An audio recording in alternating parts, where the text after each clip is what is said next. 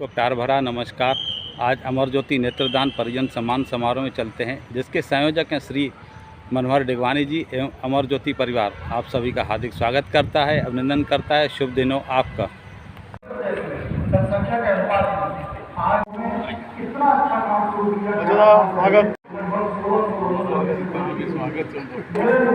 Ma'am नेत्रदान महादान sir, नेत्रदान महादान सर, नेत्रदान महादान सर, नेत्रदान महादान।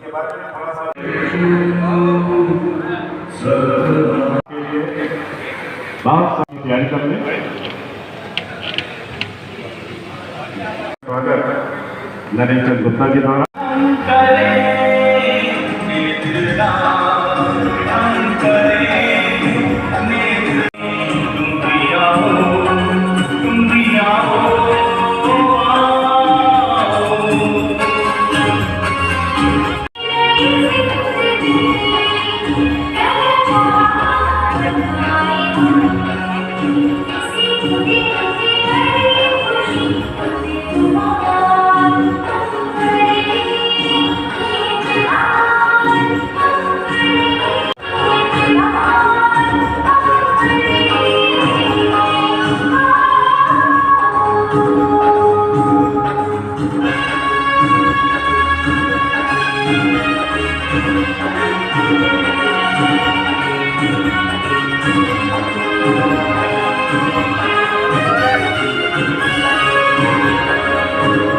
और मुझे बताते हुए बड़ी खुशी हो रही है कि अभी हाल ही में आप एम्स हॉस्पिटल रायपुर के अध्यक्ष चुने गए हैं। जोरदार तालियां डॉक्टर साहब के लिए। बहुत बहुत बधाई अमर ज्योति परिवार की तरफ से। और इस मंच पर विराजमान इंदौर से पधारे कैप्टन सोहेल होंडा जी, मैं इनके लिए एक ही शब्द कहूँगा कि अगर कोई कठिनाई है तो जज्बा किस तरह होने चाहिए, वो कैप्टन सोहेल होंडा जी इसकी मिसाल है। मैं जोरदार तालियां चाहूँगा। आप पायलट थे और दुर्भाग्य से आपकी दोनों आंखें चली गई। उसके बाद भी जिस जज्बे के साथ आप ट्रेनिंग देते हैं बच्चों को, ये सराहनीय है, एक मिसाल है। इस मंच पर विराजमान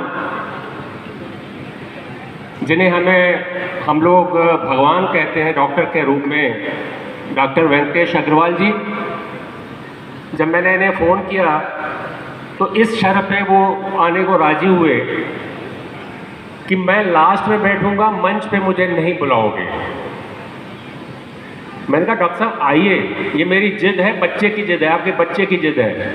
और डॉक्टर साहब ने मेरी बात रखते हुए यहाँ आए और मंच पे भी विराजमान हुए। हमारे सौभाग्य की बात है।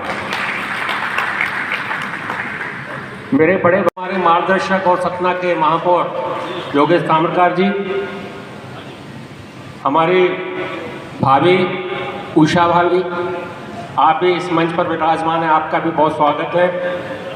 संचालन कर रहे पुष्पराज सिंह जी, जेठा भाई, और सामने विराजमान विभिन्न संस्थाओं से, सामाजिक, धार्मिक, राजनीतिक ऐसी संस्थाओं से पधारे हुए उनके अध्यक्ष मंत्री और उनके सदस्य। मैं किसी एक का नाम लूँगा तो वो अनुचित होगा मेरे लिए, इसलिए मैं आप सबको हाथ जोड़ के प्रणाम करता हूँ। इसके अलावा हमारी मीडिया,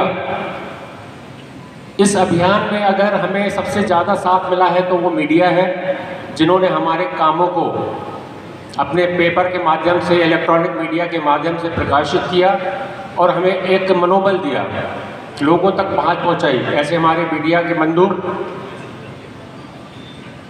मैं सपना की बेटियों को भी उनका भी स्वागत करना चाहूँगा।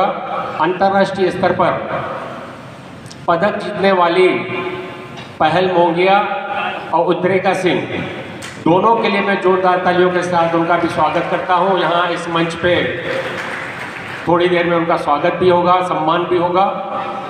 और जिनके लिए कार्यक्रम हम लोग आयोजित करते हैं, हमारे नेत्रदाता, देहदाता, उनके परिजन, मैं आप सभी का बहुत बहुत स्वागत, वंदन, अभिनंदन करता हूँ।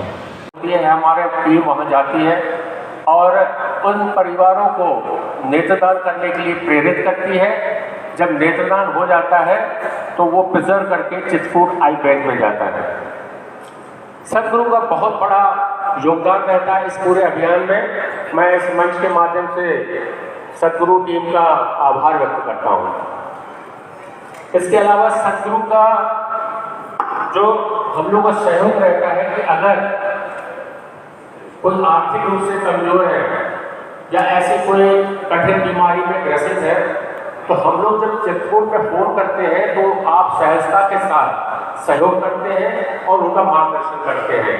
जोरदार तालियां एक बार सदगुरु टीम के लिए, जिनके मुखिया हमारे बीच में मध्य में विराजमान है। देहदान की बात जब आई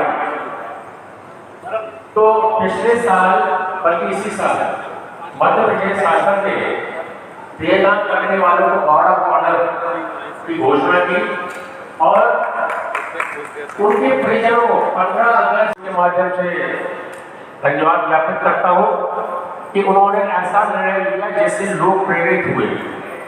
और आज आप लोग देखते होंगे कि आए दिन अखबारों में देहदान करने की घोषणा करने वाले कई न्यूज आपको पढ़ने को मिल रही है। आज भी हमें यहाँ जो आए हुए अतिथि है, कई लोगों ने देहदान का फॉर्म लिया है, क्योंकि उसकी थोड़ी प्रक्रिया होती है। तो उस देहदान का फॉर्म जब भर के लेंगे तो हम उनको मेडिकल कॉलेज अस्पताल में जमा करवा के आगे की प्रक्रिया पूरी करवाते हैं। क्योंकि इस पूरे कार्यक्रम में इस बार हमने एक नवाचार किया है। नवाचार कहते हैं कि हमने जिन परिजनों को हमने बुलाया है उनका सम्मान हो अच्छे तरीके से, इसलिए हम लोगों ने अपनी स्पीचेस को कम रखा। और इसी क्रम में हमारे मार्गदर्शक योगेश भैया ने मीटिंग में स्पष्ट कहा कि हम स्पीच नहीं देंगे, उसमें भी समय